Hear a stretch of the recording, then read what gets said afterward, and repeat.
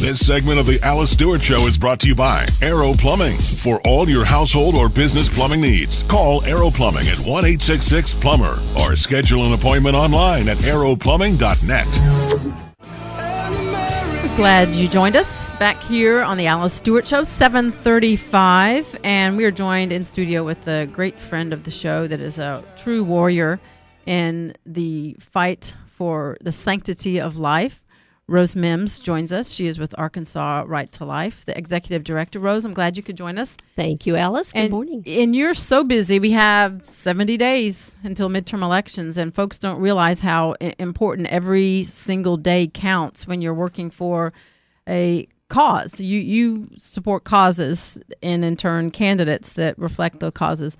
And the Arkansas Right to Life is really focused on this, making sure that we elect candidates that support the bring awareness to the Pain-Capable Unborn Child Protection Act. And first off, let's go this in order. Explain what this is and where it stands right now in Washington. We have the House has voted one way on it, the Senate the other, but explain exactly how this would protect life, the Pain-Capable Unborn Child Protection Act. Okay, well, this is legislation that came from National Right to Life. Our state legislative department, Mary Spalding Balch, wrote this legislation. And in 2010, Nebraska became the first state to pass the Pain-Capable bill. And this is a bill that we have great hope for, because if it ever reaches the U.S. Supreme Court, which we want it to be challenged and go to the Supreme Court, we feel that it will be upheld.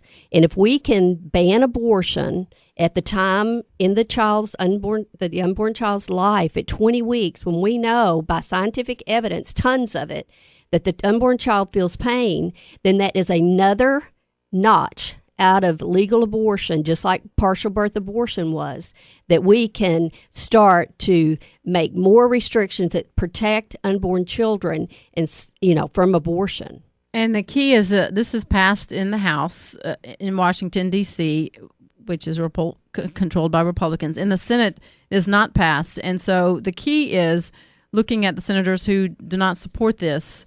Senator Mark Pryor is one of them. So what's the message to people of Arkansas with regard to holding Senator Pryor accountable for his vote on this important issue? Well, he hasn't voted yet. In fact, he has said nothing about it, which is typical of Mark Pryor when it comes to our issue. We have a long history with him, our national office and our state office dealing with pro-life issues. We have scored 38 votes since he's been a U.S. Senator.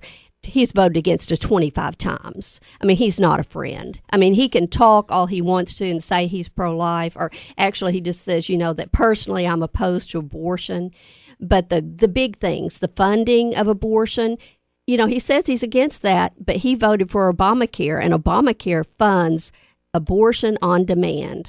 And that's important to look at when you're really weighing the candidates. Well, they'll go out to an event, and this happens on both sides of the aisle. All candidates will go out and say one thing, but it's important to look at what the record is and what they actually do in Washington. And this is across the board, Republicans and Democrats. So it's incumbent on voters to listen to what they say, but also double check on what they actually do. So when it comes to Arkansas Right to Life, you have a scorecard of candidates. So in this U.S. Senate race between Senator Mark Pryor and Congressman Tom Cotton, how would you put the two of them up on your scorecard, the two of them face to face? Well, Tom Cotton, in his short term of as U.S. House of Representatives, he has co-sponsored every pro-life bill that has come up before the U.S. House that we've asked him to jump on. He has got on.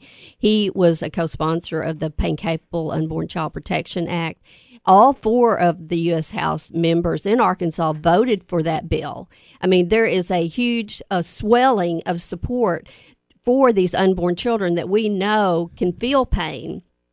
And to give an unborn child anesthesia in utero when they have a fetal anomaly that needs to be fixed or a medical problem, and then at the same time, that same child that you give anesthesia to have a surgery in utero, at the same child can go and have an abortion at 20 weeks, be given no anesthesia, and literally be dismembered without, and it's very horrible, it's barbaric, we don't need to be doing it. And for Mark Pryor to sit by and say nothing about this barbaric practice, it's just unbelievable. And we know that Tom Cotton, on the other hand, would support this bill. He did in the U.S. House, and Tom Cotton is who we've endorsed in this race and who we will be working to support to win. And so when it comes to voters, and everyone has oftentimes a wide range of issues that are important to them, whether it's the life issue or whether it is marriage or whether it's the economy or jobs or foreign policy. But clearly life is the most important issue that we have out there. And in terms of this race and the importance of life, what do folks need to do? Where can they go to find out the information they need to know that backs up your Well, National Right to Life and Arkansas Right to Life, we are single issue. And, when it comes, like you said, life, without life, all other issues are meaningless. It doesn't matter. You have to have life first. And so we are the organization that puts out materials about these issues, the life issues, not only abortion, but also embryonic stem cell research, euthanasia, life issues. And we endorse candidates. We have PACs.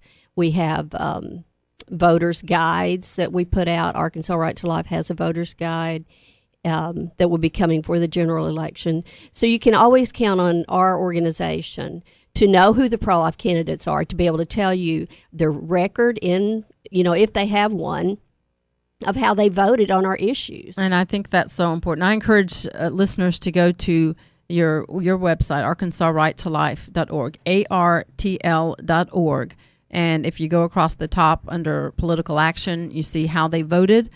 There it is, right there, every vote they made on this issue. And so that way you can make sure that the rhetoric matches reality and the numbers don't lie, the votes don't disappear, and you can't run from your record. So there it is right there for you to see if this is something to do your homework on all the candidates on both sides of the aisle. Rose Mimms, the Executive Director of Arkansas Right to Life, thank you for all you do and appreciate you coming in today. Thank you, Alice. All right, have a great day. We're going to take a break. When we come back, we will hear from Democrat candidate for governor, Mike Ross, who will be outlining his Veterans Matters plan and get the GOP response. All of this coming up on The Alice Stewart Show. This segment of The Alice Stewart Show brought to you by Arrow Plumbing. For all of your household or business plumbing needs, call Arrow Plumbing at 1-866-PLUMBER, or you can schedule an appointment online at arrowplumbing.net.